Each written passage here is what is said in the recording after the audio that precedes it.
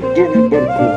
እግዚአብሔር አምላክ ስለቴን ሰምቶኛል፣ መልአኩ ሚካኤል ስለቴን ሰምቶኛል።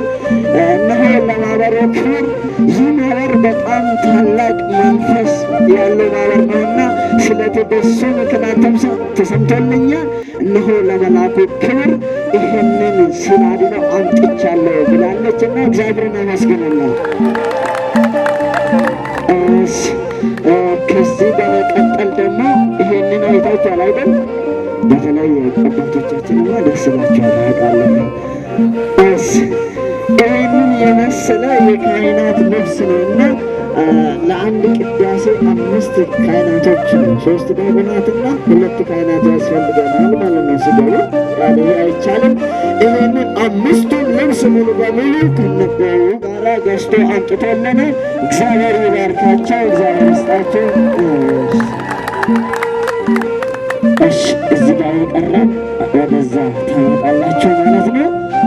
እዚህ ጋር ውስጥ አለ ማለት ነው። ቀሪ አልባሳቶች ደግሞ ይህንን አይታችኋል አይደል? እዚህ ጋር 12 ጽናጽል አለ። እነሆ ጽናጽልም ለቤተ ክርስቲያኑ ያስፈልጋል። ቤተ ክርስቲያኑ አዲስ የሚሆኑ 12 ጽናጽል። ኧረ እግዚአብሔርን አመስግኑ።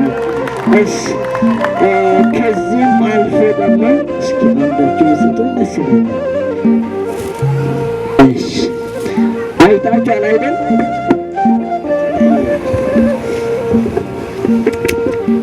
በተለይ ክረምት እየገባ ነው መሰለኝ። ለካ ይቅርታ ለክረምት አይሆንም። እሺ ተሳስቼ ነው። ጽላቱ ሲወጣ የሚያዝ ጥላ ነው። ይህንን የመሰለ ጥላ እነሆ አንጥቶ አስረክበላልና እግዚአብሔርን አመስግኑት። ይሄ እንኳን እኔ አልችልም፣ ይህንን እንኳን ስለማልችል ይህንን የመሰለ ሲላድኖ የሚካኤል ሲላድኖ ለመልአኩ ክብር ብሎ ይህንንም ለእኛ አድኖናልና ልጆቻችን እግዚአብሔርን አመስግኑት። ከዚህም አልፎ ደግሞ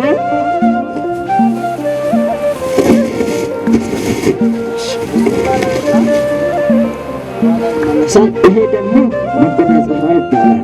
አባታችን ያውቃሉ። ለጽላቱ የሚሆን ነው ማለት ነው። ለታቦቱ የሚሆን ነውና መጎናጸፊያውን ገዝቶ ይሄ ብሏል። እግዚአብሔርን አመስግኑት ያለ ይህንን ሁሉ የወሰዳችሁችን ልታ ብቻ እስኪ መጣ አርጉት።